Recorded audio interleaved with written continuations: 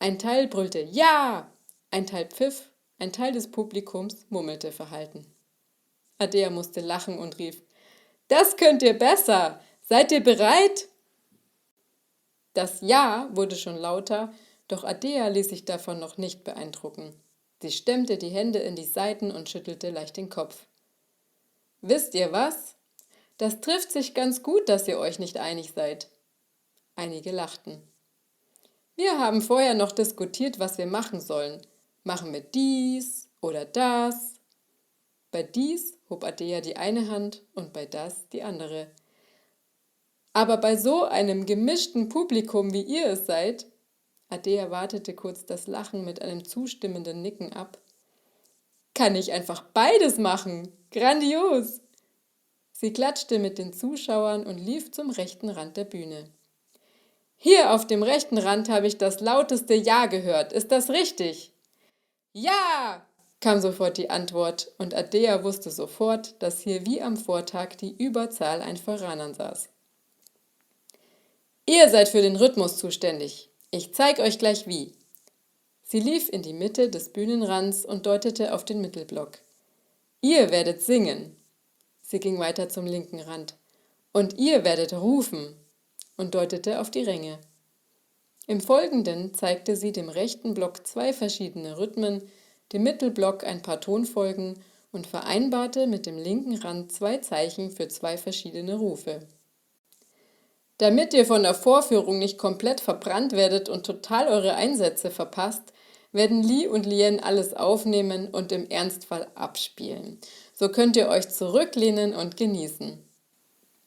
Li und Lien stellten sich unauffällig an den linken Bühnenrand. Dann kam Shani hinter dem Vorhang hervor und wurde mit Applaus und Pfiffen bis an den vorderen Bühnenrand begleitet. Ardea strahlte sie an und nickte ihr zu. Shani sprach nun den Text ihres Liedes und Ardea ließ ihr Publikum seine Einsätze machen. Li und Lien nahmen alle Klänge in sich auf. Salika machte sich hinter dem Vorhang bereit. Sie atmete tief, um ihr Feuer groß zu machen. Und dann begann ihr Auftritt.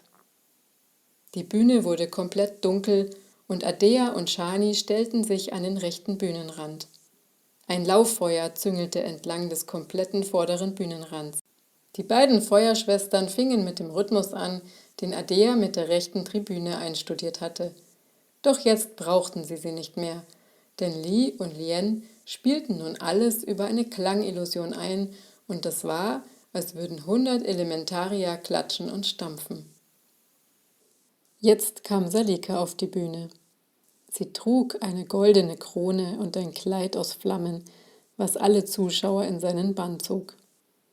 In sich ruhend stand sie in der Mitte der Bühne, als einige Besucher kreischten und teilweise aufsprangen, denn hinter ihr schob sich ein riesiger, goldener Schnabel durch den Vorhang, bis sich der unglaublich große Kopf des Phönix zeigte.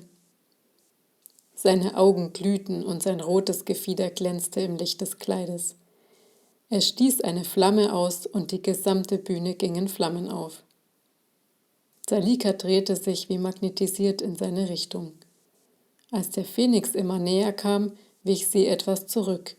Er kroch weiter zum Bühnenrand, schien sich den Hals nach ihr zu verdrehen, bis er sich von der Bühne abstieß und über die Zuschauer reinflog.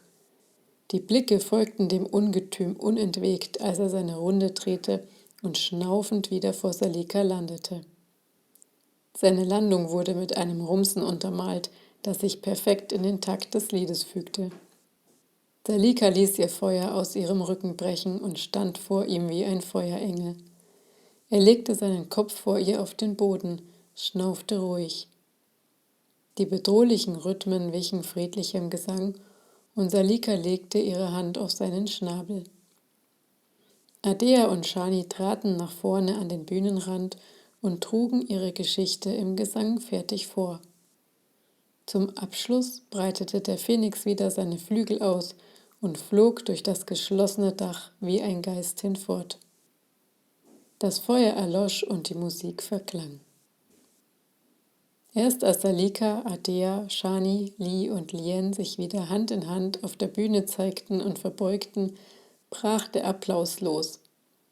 Manche hielten immer noch wachsam nach dem Phönix Ausschau, vermutlich weil sie sich nicht sicher waren, ob er nicht vielleicht doch noch einmal zurückkehren würde.